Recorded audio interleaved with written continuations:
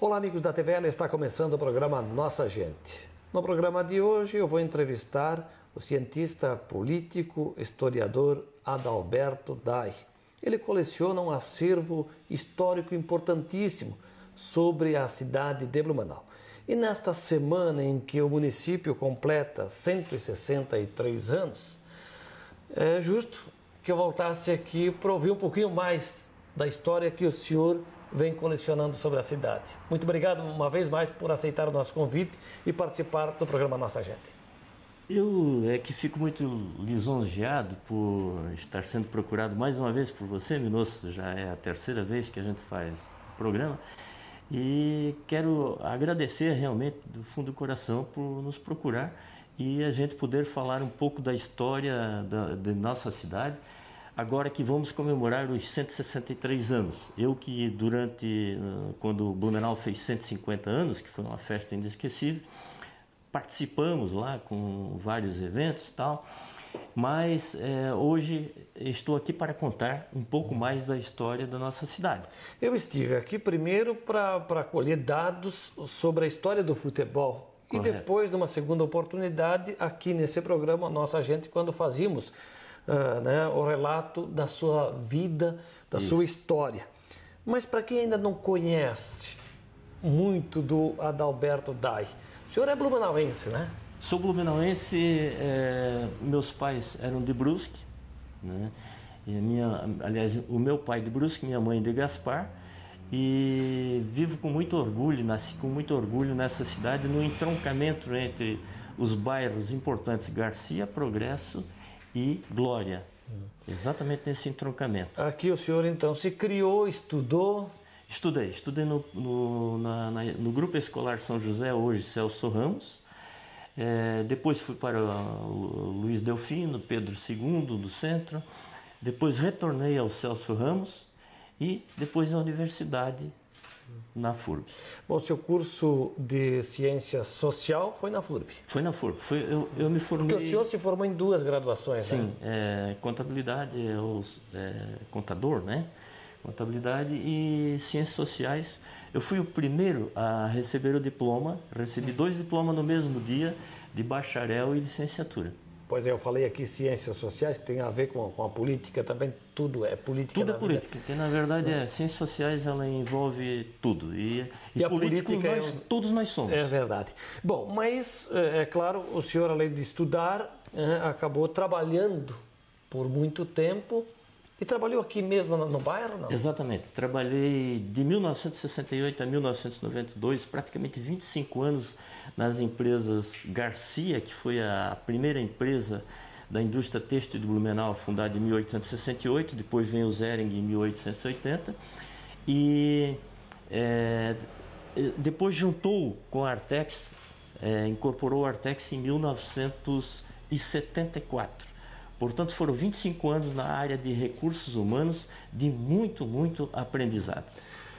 Adalberto, o senhor aprendeu e tomou gosto pela coleção, pela história, algo assim que foi surgindo naturalmente ou houve um despertar em algum lugar, em algum momento da sua vida? Sempre essa pergunta é feita a mim e eu sempre gosto muito de responder. Ela começou por volta de 1959, 1960, quando a minha avó, a minha avó Ana, ela dizia: eu vou lá para a Tia Maria. E eu perguntava: onde é que mora a Tia Maria? Tia Maria mora lá no Croba. Mas onde é que fica Croba? Croba fica lá na Ponte Preta. Mas onde é que é isso? Então, questionando sempre. Depois, ela não sabia me dizer, era no Krobasbar, que significa o Ribeirão do Croba. O Croba foi o Henrique Krober, que foi o primeiro engenheiro de Blumenau, aqueles que construíram as matrizes, as igrejas, os sinos, as pontes. Foi o primeiro agrimensor e o primeiro engenheiro de Blumenau. Então eu sempre perguntava para ela, mas ela falava Kroba, o alemão fala Kroba, mas não é, Kroba de Kroeberger, certo? Então por isso eu fui fazendo as pesquisas, mas depois de muitos anos é que eu fui descobrir que ele era um engenheiro do Dr. Blumenau e que morou aqui no bairro, na rua que chamava Kroba, né? Mas que é atual Rui Barbosa. Bom, nós estamos aqui, cujo cenário está montado entre objetos de coleção, alguns bem antigos, livros que relatam a história da cidade. Sim. Né? O senhor buscou essa coleção ou agora chegou um período da sua vida que já tem pessoas doando, procurando o senhor? Que eu lhe posso dizer, pouquíssimas ou raras coisas eu comprei, porque foram me doados. E mais de 150 pessoas me doaram todo o acervo, que aqui nós mostramos apenas uma parte, foram me doados, porque eu sempre penso assim, se nós comprarmos, vicia. E se vicia, você vai gastar aquilo que você não tem para adquirir cada vez coisas mais. Então, tudo que está aqui ao meu redor, e mais o que nós temos guardado, foram doações. Digamos, 95% doações. O senhor tem ideia de quantas coisas, diferentes coisas o senhor tem aqui? Só de fotografias acima de 2.000. E objetos em torno de 500. Livros próximos a 1.000. Eu vejo aqui no fundo aparelhos de rádio, né? Sim. De vários modelos, bem antigos inclusive. Tem rádios ali, inclusive a baquelite, anterior ao plástico, que marcam o nome das emissoras. Que veio da Inglaterra em 1934. Bom, mas eu voltei aqui com o propósito de falar um pouquinho sobre a história de Blumenau, a história que o senhor conhece, né? Sim. E eu acho que a gente tem que iniciar lá na chegada dos imigrantes, né? Correto. Eu acredito que nós podemos começar até antes, porque é muito fácil nós montarmos um cenário de uma cidade ou isso, aquilo, a partir de uma colonização, como é Blumenau a partir de 1850, mas e os anteriores, os pré-colonizadores, que foram, digamos, os indígenas, que muitos chamam de índio erroneamente, né? Porque quando atingiram o local aqui na América, botaram o nome de índio, pensando que tinham chegado às Índias. Então aqui encontraram os indígenas, os canguengues, os choclens e também os botocudos, né? Mas além deles, nós tivemos aqui já morando, não de forma, digamos, organizada, muita gente. Peter Wagner, Peter Lucas, os Schrams, os Deschamps por parte da minha avó, que habitava mais a região de Belchior, mais próximo também ao sítio Figueiras. Então só o Peter Wagner tinha 20 filhos. E antes disso, já em 1839, 1835, 1839, já se fazia explorações na foz da Velha de madeiras. Pessoas que vinham lá de Itajaí. Então, por isso que já estava preparado para quando o Dr. Blumenau chegou aqui com o Ângelo Dias, certo? Dr. Blumenau, ele veio a partir de 1846, foi lá na tua terra, no Rio Grande do Sul. No Vale do Rio dos Sinos. Exatamente, tá por dentro. Foi lá e em 1846 e depois veio para Blumenau em 1848. É que lá uma turma de alemães chegou antes dele. Antes, por isso que e ele não quis subir a serra, onde a serra foi habitada pelos italianos. Exatamente. E aí deram o Vale do Itajaí para ele. Isso. Aí ele veio para cá em 1846, em 1848 em Blumenau, né? 1846 no Rio Grande. Chegando em Blumenau, ele se associa a um amigo, o Hacker. Só que esse Hacker, o Ferdinando Hacker, ele ficou para organizar tudo aqui na cidade para que o Dr. Blumenau fosse à Alemanha e trouxesse os imigrantes. E o Hacker, infelizmente, ele teve que desfazer porque não deixou tudo preparado. Na realidade, o Hacker acabou indo para Florianópolis, casou com a filha do Peter Wagner e foi embora. E deixou o Dr. Blumenau na mão. Depois se tornaram amigos novamente. Dr. Blumenau... Só um detalhezinho. Sim. O senhor fala de uma época em que o Brasil está no regime do Império. Do Império. Vou citar isso porque daí Dr. Blumenau vai ao Império, a Dom Pedro II, e pede concessão das terras. E ele pedindo concessão das terras, ele vem aqui e negocia com quem já está morando aqui. Ou compra, porque eu sou dono agora, ou vou embora. Foi o que aconteceu, por exemplo, com muita gente, com pessoas que moravam aqui no Garcia, porque o Garcia também é anterior à fundação da cidade de Blumenau. Agora, Adalberto, onde é que entra o canoeiro, o Ângelo Dias? Ele já é um habitante nato da região? Ele apenas conduz o Dr. Blumenau e os imigrantes até a cidade? Na época, ele conduz. Que era uma vila, ele vinha trazendo, porque os navios vinham só até Itajaí ou até Desterro, certo? Então ele trazia os habitantes, as pessoas que precisavam através de barcos, porque não vinha navios. Então, só para nos situarmos na história, quando o Dr. Blumenau chega aqui, que é dada a ele a colônia, né? Certo. Já existe aqui habitantes, já existe alguma coisa aqui, um vilarejo pelo menos. Existe na Velha, existe em Gaspar, né, que pertencia a Blumenau, Belchior, na região de Gaspar Alto, aqui no Garcia, existia muita gente já morando aqui. E desses imigrantes que vieram com o Dr. Blumenau, muitas famílias prosperaram, têm seus descendentes até hoje aqui? Alguns, famílias Hoffmann, por exemplo, Betker, tem.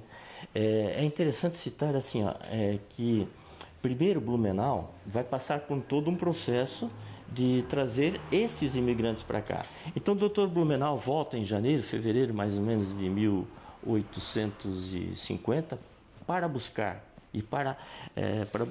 esses imigrantes.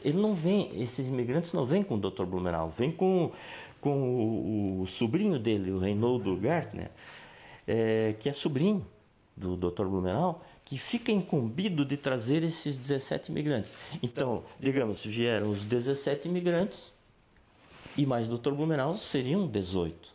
Né? Mas Dr. Blumenau já retorna antes. Esses imigrantes primeiros, eles vêm até Santos primeiro, levaram 52 dias para chegar até Santos, e depois vêm para Desterro. Aí é que vem o fato... De novo para situar, Desterro, hoje Florianópolis. Florianópolis, correto. Aí é importante aqui que a gente salienta. Chegar a Desterro no dia 2 de setembro de 1850. A Blumenau é posterior. Então é a chegada que marca o aniversário da fundação? A chegada a Desterro, Florianópolis. Em Blumenau, a primeira família que chegou foram os Friedreich. E os Friedreich chegam em 9 de setembro. Tudo embarcações pequenas. 7 dias outros depois. vieram a pé. Exatamente. E os outros vieram a pé. Mas se estabeleceu essa data a partir de 1900. A prefeitura estabeleceu essa data a partir de 1900, porque até então, a data de fundação do Blumenau era 28 de agosto de 1852, quando foram distribuídos os primeiros lotes. E os primeiros lotes que foram distribuídos foram para a região sul, ou seja, aqui no Grande Garcia. E um dos primeiros a receber foi o grande naturalista e sábio Fritz Miller, que morou 4 anos ali no início do bairro Garcia, na Rua Amazonas, ali um pouco próximo ao terminal. E ele ficou 4 anos ali. Depois ele se muda para a Rua Itajaí em 1856, certo? E depois, como ele era ateu, a história aqui é um pouco ofuscada, não é contada, mas como ele era ateu e estava havendo alguns problemas na colônia, Dr. Blumenau faz com que ele vá para Desterro. E lá ele fica alguns anos. A casa dele seria a mais antiga erguida em Blumenau, que ainda existe, seria dele, 1856.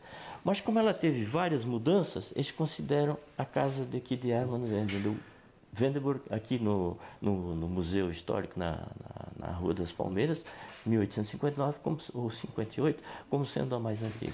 Adalberto, vamos fazer um intervalo, a gente toma uma água e retomamos essa história porque ela é interessante. Sim. Pode ser? Pode ser.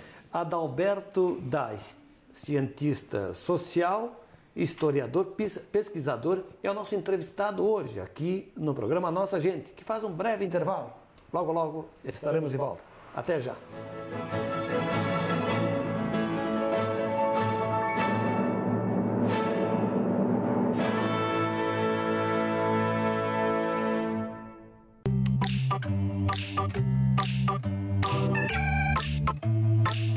Não aparece na nota fiscal, mas boa parte de tudo que você compra é imposto.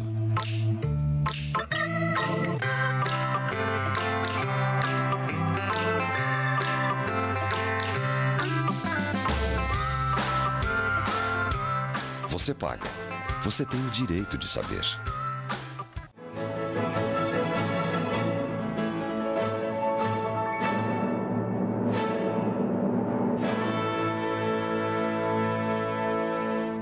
Estamos de volta na sequência do programa Nossa Gente. O meu entrevistado hoje é o cientista social, pesquisador Adalberto Dai.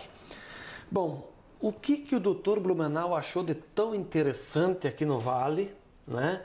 Ou alguém em especial o convenceu de que ele tinha que fincar raízes? É uma importante pergunta, Minosso, porque assim, o Dr. Blumenau chegou aqui, ele já sabia através do canoeiro do Ângelo Dias, de que, olha, aqui pega enchente. Né? Ele foi avisado. Foi avisado. Sabia que pegava enchente, sabia através dos indígenas que pegava enchente. Então, o Dr. Blumenau, ele ficou impressionado com as matas, né, com a exuberância das matas e também com a possibilidade de ganhar dinheiro com a madeireira. É isso que chamou a atenção dele. Né? Agora, o curioso é, ele é mais um entre tantos alemães. Correto. Foi uma iniciativa pessoal, o governo? Como foi essa ideia do Dr. Blumenau de atravessar o Atlântico e vir para o Brasil? Ele recebeu apoio do governo da Alemanha para trazer gente para o Brasil, né? E ele se colocou à frente desse empreendimento. Foi um projeto. Foi um projeto, porque na realidade esse projeto, você citou a palavra correta, esse projeto, esse empreendimento, só que antes que a gente esqueça, foi o mais importante da história dos projetos das colonizações alemães do Brasil. É o maior. E aí tem um negócio, no Império, Dom Pedro II queria povoar, e principalmente nas fronteiras, para não perder mais terras, ele tratou de trazer imigrantes, né? Por isso que você tem aí os alemães, os italianos, poloneses e tantos outros que fazem parte aqui. Bom, mas desses imigrantes que vieram com o Dr. Blumenau, entre homens e mulheres. Exatamente. Essas pessoas tinham profissões, por exemplo? Todos. Todos tinham, a não ser que veio algumas crianças, né? Do filho dos Friedreich. Aliás, um detalhe importante, o Friedreich foi importantíssimo para o Blumenau, mas ele foi embora. Ele andou brigando com o Dr. Blumenau e foi embora. Tá? Então, ele foi para São Paulo e em 1892 nasceu o Arthur Friedreich, que foi um dos maiores jogadores da história do futebol, que dizem que fez mais gols que Pelé. Né? E era filho, o Arthur Friedreich era filho de um blumenauense chamado Oscar, que casou com uma de cor negra em São Paulo, por isso o Friedreich era alemão, mas um pouco mais mulato. Foi um dos grandes, extraordinários jogadores de futebol. E outras famílias se desenvolveram, todos eles tinham suas profissões, mascate, engenheiro,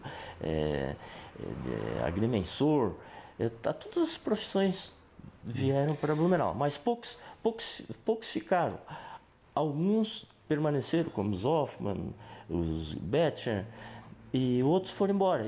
E o primeiro falecimento foi o Pandefart, né? O Daniel Pandefart, que morre já em 1852. E foi um afogado. Acidente, não foi? Não, afogado. Sim.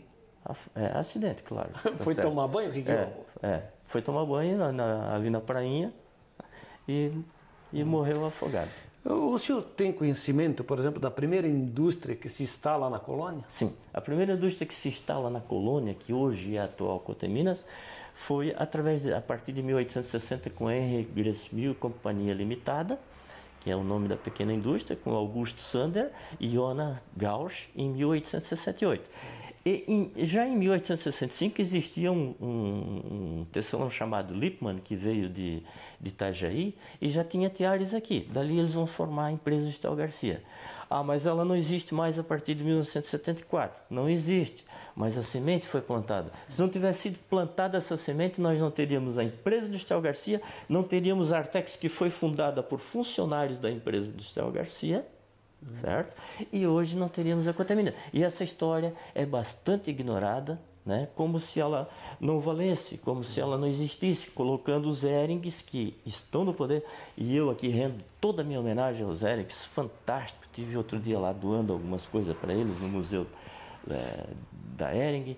É uma história fantástica, mas eles começaram 12 anos mais tarde. Depois, mas talvez a pergunta que caiba aqui é a seguinte: a indústria têxtil começa, o senhor fala com a empresa industrial Garcia, mas aí existe, né, um surgimento de outras tantas empresas na mesma linha. Ah, correto, a Teca.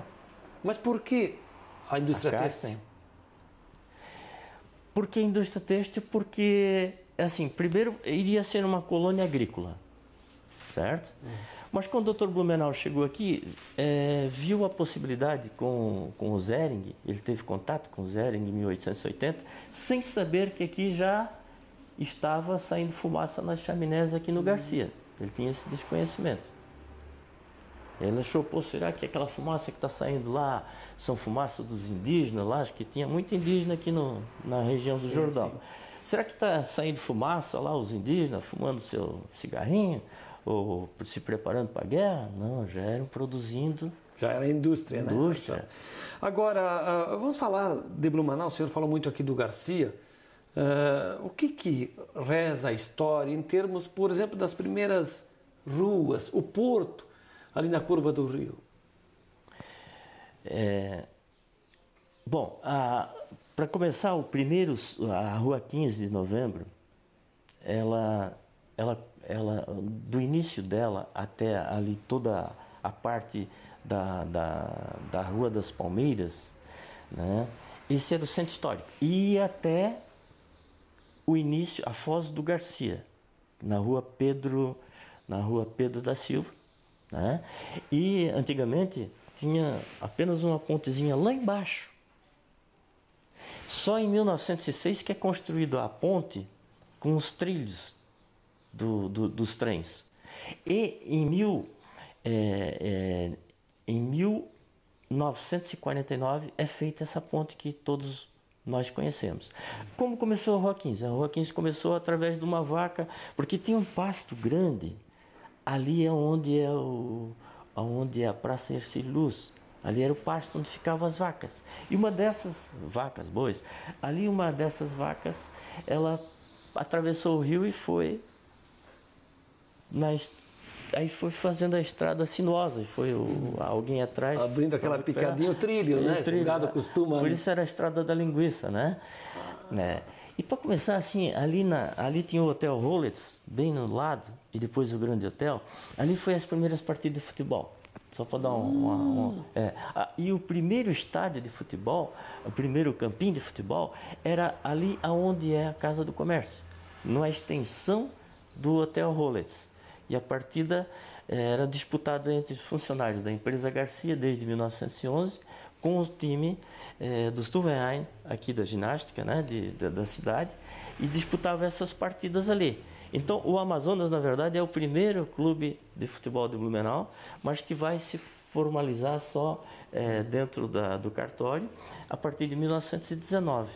No mesmo ano que surge o Brasil e o Olímpico, né? Correto. A diferença é de mês?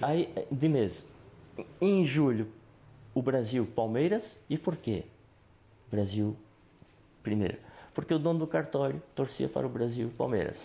Depois o Olímpico, depois vieram convidar o Amazonas. Mas o Amazonas já existia antes. Bom, mas aí, claro, nessa de surgir as empresas da primeira casa que o senhor falou, da indústria de um modo geral, né, da primeira ponte, fica aquela história que acontece em toda a cidadezinha, vila que surge. Primeira coisa que aparece lá é a igreja, não é assim?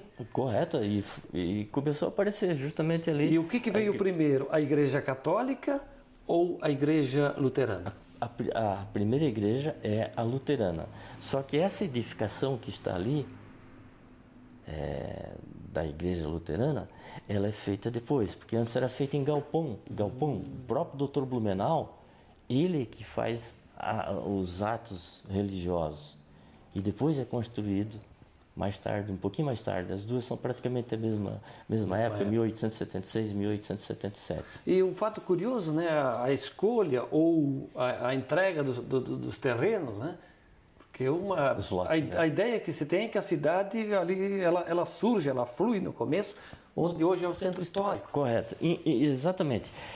Até em 1876, o Dr. Blumenau planta aquelas palmeiras gerivás. Muita gente pensa que são aquelas que estão ali que o Dr. Blumenau plantou. Na rua, Avenida, como é que chama ali? Duque de Caxias. Duque de Caxias, que já teve vários nomes, tá?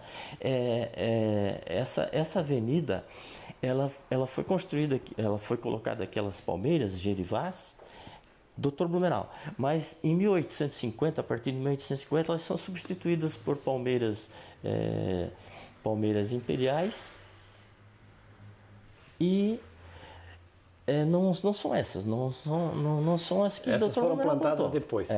Uma importância aqui nós falar, é bom ressaltar, que eu não falei no início também, que o vapor Blumenau, muita gente pensa que o vapor Blumenau trouxe os 17 imigrantes. Não é verdade. Eu já contei a história no início sobre os imigrantes, como eles vieram. Vieram até a pé ou em embarcações pequenas, a partir do dia 9 de setembro. O vapor 1 e 2 veio depois?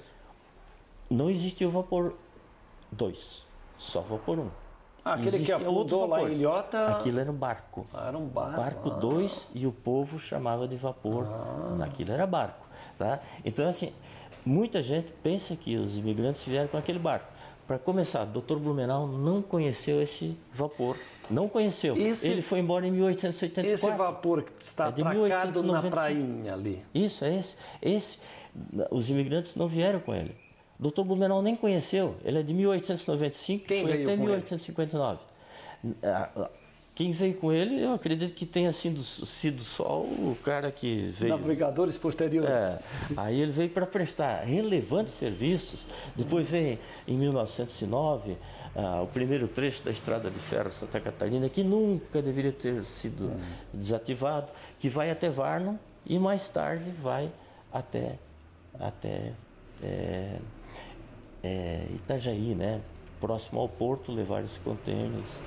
Uma época nostálgica. Pois é, e nesse período todo, e o senhor lembrou que quando o Dr. Blumenau chegou aqui a Porto, na região, ele era sabedor, ou pelo menos foi avisado, de que aqui era comum, né? Enchentes. Foi avisado. E a história relata, e o senhor conhece muito bem, que ele, inclusive, o fundador da cidade, foi pego de surpresa, né? Foi pego de surpresa até pelo seguinte, foi boa, até uma data importante, porque em 1880 Blumenau foi elevado à categoria de município, 1880. Só que não deu para se concretizar porque houve essa enchente que levou a casa do Dr. Blumenau embora. Aí ele foi morar ali na antiga prefeitura ou fundação cultural.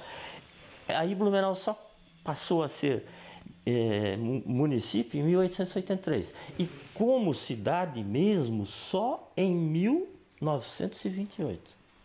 Por isso que nesse dia 2 de setembro a cidade completa 163 anos de fundação. 163 anos. Mas já teve época também, conforme eu falei, que a primeira data de fundação de Blumenau foi 28 de agosto de 1852. Em 1877 foi comemorado festivamente na Rua das Palmeiras a data dos 25 anos primeiros de Blumenau.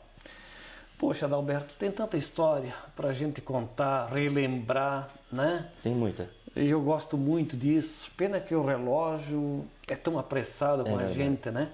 Mas espero voltar aqui em outras ocasiões. E a gente, cada vez que eu venho aqui, eu saio com os meus conhecimentos, né, enriquecidos em termos de história. Mais uma vez eu quero ficar grato por o senhor ter... Eu quero ressaltar, antes desse teu cumprimento muito afetuoso, embora eu esteja com a mão um pouco gelada devido à minha debilitação ainda de saúde, mas outras coisas.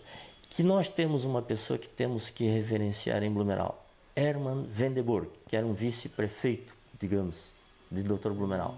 Foi um expoente da nossa cidade em Blumenau. Tá. Muito obrigado mais uma vez, hein? Obrigado, eu que agradeço.